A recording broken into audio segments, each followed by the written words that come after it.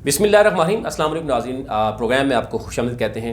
आज मैं 3 वो स्टोरीज़ आपके सामने रख रहा हूँ जो मंतकी अंजाम तक पहुँचने वाली हैं। कुछ पहुँच चुकी हैं और हमारी टीम ने जिस पे आवाज़ उठाई और कहीं करप्शन के स्कैंडल्स थे, आज वो अंजाम तक पहुँच रहे हैं। कहीं एक प्रेग्नेंट लड़की के साथ ज़्यादती का मामला था, कत्ल किया गया उसको, आज वो केस कहाँ पहुँचा। और इसी तरह एक पिम्स में जो है वो एक हरासमेंट केस था, उसमें वो भी अंजाम तक पहुंचा है कि किस तरीके से उसको भी गलत इस्तेमाल किया गया। सबसे पहले पहला केस मैं आपसे सामने रखता हूं। जनाब डॉक्टर इश्तियाक सरगोदा यूनिवर्सिटी की जो वाइस चांसलर 2017 से ही हम कह रहे थे कि उनकी गैर कानूनी जो है वो अपॉइंटमेंट हुई है। उस वक़्त के जो सीएम थे मियाँ शहबाज शरीफ साहब, आजकल वो मुख्तलिफ अपनी मनी ट्रेल संभाल रहे हैं। यही सूरत हाल आपको 1 साल बाद डॉक्टर इश्तियाक के बारे में भी नज़र आएगी कि जिस तरीके से आजकल वो उन्होंने इस्लामाबाद में घर बनाया, जो लोग वहाँ काम करते रहे, जो फर्नीचर वहाँ सरगोदा यूनिवर्सिटी से चोरी किया गया।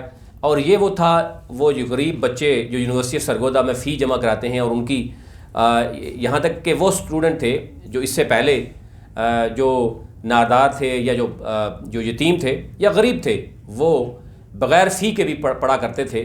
उनकी फ़ी भी ख़त्म कर दी गई बग़ैर फ़ी, और उनको फ़ी भी बढ़ाई गई, लेकिन अपनी अयाशियाँ ख़त्म ना हुई।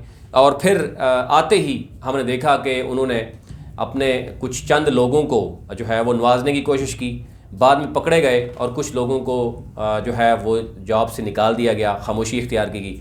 अब वो बुरी तरह फंस चुके हैं। HED की जो रिपोर्ट है वो सामने आई गई है और मैं इसके को अलग से डिटेल में प्रोग्राम करूंगा, लेकिन फ़िलहाल मैं आपको चंद चीज़ें बता देता हूं कि जो HED रिपोर्ट है, पंजाब की रिपोर्ट है, उसमें डॉक्टर इश्तियाक को कम्प्लीटली रिस्पांसिबल उन्होंने ठहराया है। और फिर CMIT की रिपोर्ट ने भी उनको रिस्पांसिबल ठहराया है। अब जो है additional chief secretary madam Iram Bukhari जो हैं, वो उन्होंने भी इसको इंडोर्स किया है और मामला जो है वो इस हद तक पहुँच चुका है कि अब भागने की तैयारियां हो रही हैं। अब हम यही रिक्वेस्ट करेंगे इदारों से कि जनाब ये ज़रा मामला देखें भी और ECL में नाम डाल दिया जाए, क्योंकि अगर घर भी बन गया है, बच्चे भी मुल्क से बाहर चले जाएंगे तालीम हासिल करने के लिए। और बदकिस्मती ये है इस मुल्क में कि हमारे बड़े बड़े जो सो कॉल्ड एजुकेशनिस्ट हैं, उनके अपने बच्चे मुल्क से बाहर पढ़ रहे हैं। उनको इस सिस्टम से वो भी मुस्तफ़ीद नहीं हो सकते। उनको भी पता है कि इस सिस्टम में जो वो कर रहे हैं, जो कुछ वो कर रहे हैं, वो अपने बच्चों के मुस्तकबिल के लिए ठीक नहीं है। और आज वो इस पोजीशन में है कि वो भागने के लिए तैयार हैं। अब समरी जो है वो रिमूवल के लिए जो है वो CM को और गवर्नर को भेज दी गई थी, और अभी तक एक्शन नहीं हो रहा। एक्शन क्यों नहीं हो रहा और कब होगा, ये मैं आपसे अगली वीडियो में बताऊंगा कि सूरत हाल क्या हो चुकी है और तैयारियां कहाँ तक पहुँच चुकी हैं और कब डॉक्टर इश्तियाक को चलता होना है। और उसके लिए वो भी समझते हैं कि कहाँ पे क्या रुकावट थी, और अब उनको भी मैसेज मिल दिया जा चुका है कि जनाब आप बोरिया बिस्तरा जो है वो गोल करते हैं और भागने की कोशिश करें। अदरवाइज़ अब ये भी कहा जा रहा है कि वो अरेस्ट भी हो सकते हैं किसी वक्त भी। और लेकिन दूसरी तरफ वो बैरून मुल्क जो है वो भागने के लिए भी तैयारियाँ मुकम्मल कर रहे हैं।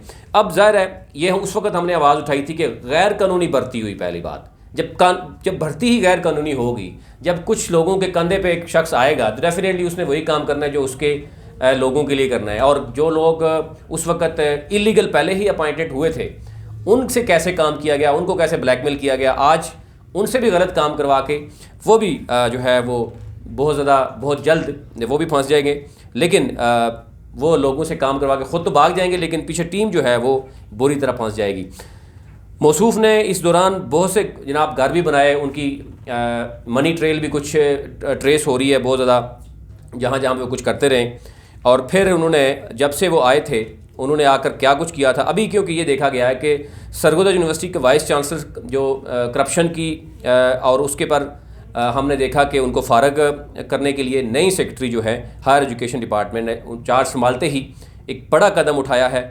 और डॉक्टर इश्तियाक समेत 5 डिप्टी सेक्रेटरीज और 16 सेक्शन ऑफिसर भी फ़ारग जो करने की इतलात मौजूद हैं। और इसमें यह भी कहा गया है कि उन्होंने जब हायर एजुकेशन डिपार्टमेंट पंजाब ने अपने ओहदे का चार्ज संभालते ही भरपूर उन्होंने इक़दामात का आगाज़ किया है।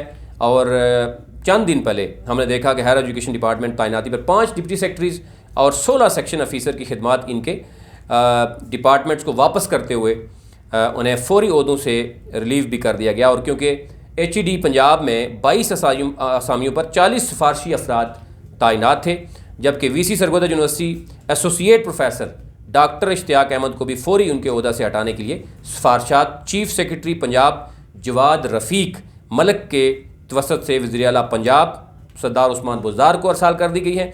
इसके अलावा उनके ऊपर बहुत कुछ इल्ज़ामात हैं। घर तो उन्होंने बनाया है, वो कैसे बना, कुछ चीज़ें वो आपसे शेयर करेंगे कि वहाँ पर सरकारी मुलाजमीन सुबह सवेरे कैसे आते थे, कौन कौन से गाड़ियाँ आती थी, गाड़ियों में क्या कुछ होता था। वो डॉक्टर इश्तियाक के अपने ही करीबी लोगों ने उनकी वीडियोज़ बनाई हैं। कैमरा शायद यही होता है कि जब आप करीबी लोगों पर ट्रस्ट नहीं करते तो शायद वो भी आप पे ट्रस्ट नहीं करते।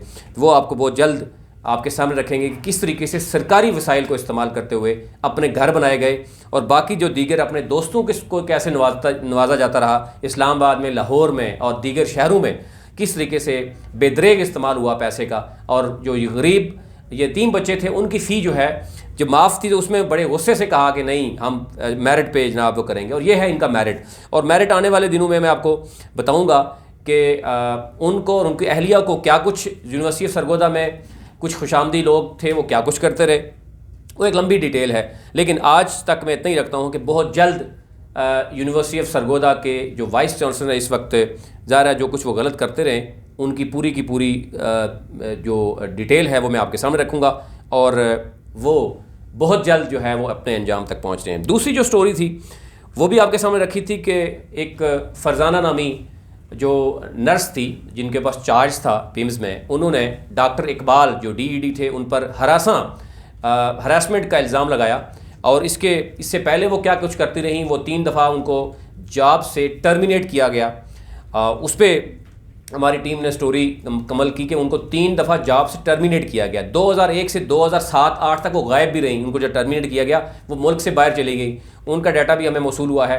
और उसके बाद वापस आकर वो हमेशा से हम देख रहे हैं कि मुख्तलिफ जो अफसरान हैं उनको ब्लैकमेल करके वो दोबारा से जॉब पर बहाल होती रहीं।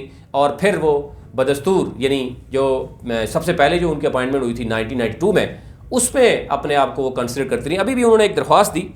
और अगेन मैं कहूँगा इंतहाई अफसोसनाक सूरत हाल है कि ख़वातीन अगर झूठ बोलकर इस तरीके से वो हरासा करने की कोशिश करेंगे। और पहला जो उनका इल्ज़ाम था, जो FIR भी इवन दर्ज हुई, हमने पहले आपको बताया था कि पुलिस की बहुत बड़ी नाअहली थी, उसमें पिम्स इंतज़ामिया की भी नाअहली थी कि 10 दिन तक जो इंटरनल इंक्वायरी थी वो नहीं हुई। और पुलिस ने कहा जब इंटरनल इंक्वायरी के लिए हमने कह दिया था, अगर हमें इंटरनल इंक्वायरी मिल जाती तो हम कार्रवाई ना करते। तो 10 दिन के बाद उन पर FIR हुई।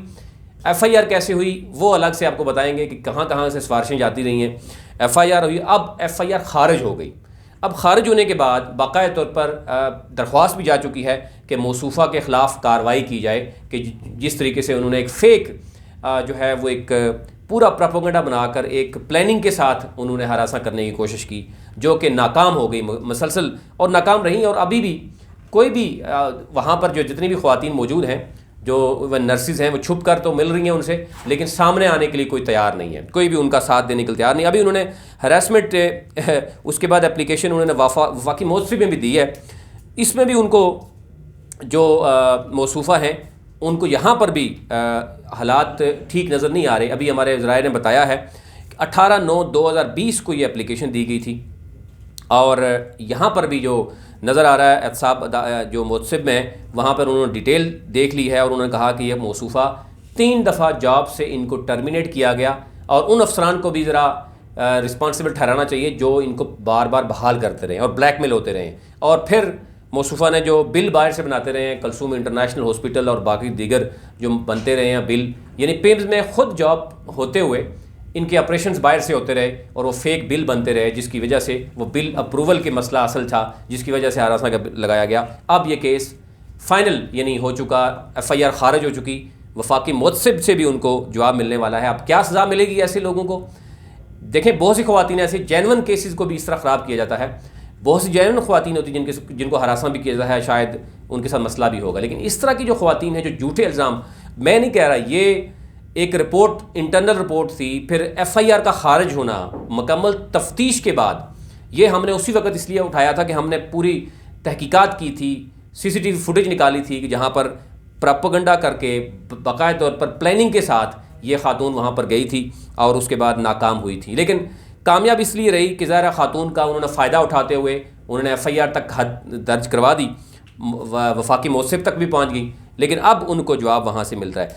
तीसरी जो स्टोरी है वो भी अपने आखिरी मराहल पे पहुँच चुकी है, जिसमें आयशा बीबी एक जो 20 साल लड़की थी जो BSc की तालिबा थी, उसको जो है वो किरपा जो हम गांव है वहाँ पर उसको बेदर्दी से उसके अपने ही करीबी रिश्तेदारों ने उसको कत्ल कर दिया था और 2-3 घंटे तक उसकी जो लाश है वो वहाँ पड़ी रही और बेहरुमती की गई। और रमज़ान मुबारक का तीसरा दिन था और रोज़े की हालत में उसको इस तरीके से कत्ल किया गया और वो प्रेग्नेंट हालत में भी थी। इससे बड़ा जुल्म क्या हो सकता है।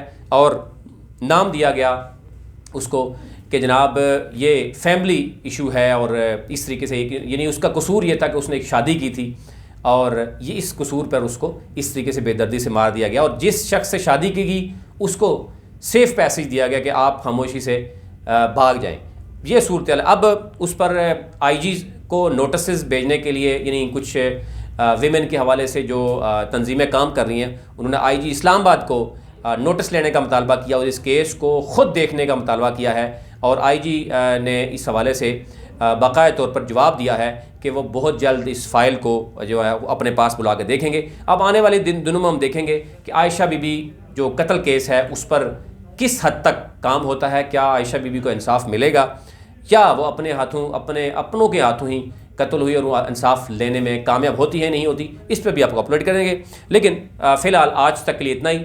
बाकी डिटेल आपको डॉक्टर इश्तियाक जो कि इस वक्त आखिरी मराहल में हैं और वो इस वक्त बिल्कुल लूट घसूट उन्होंने यूनिवर्सिटी में मौजूद है, उसकी पूरी तफसील आपके सामने रखेंगे। इसी तरह पिम्स में जो मामलात हैं वो भी आपके सामने रखेंगे और आयशा बीबी का जो केस है वो भी आपके सामने रखेंगे। आज तक के लिए इतना ही।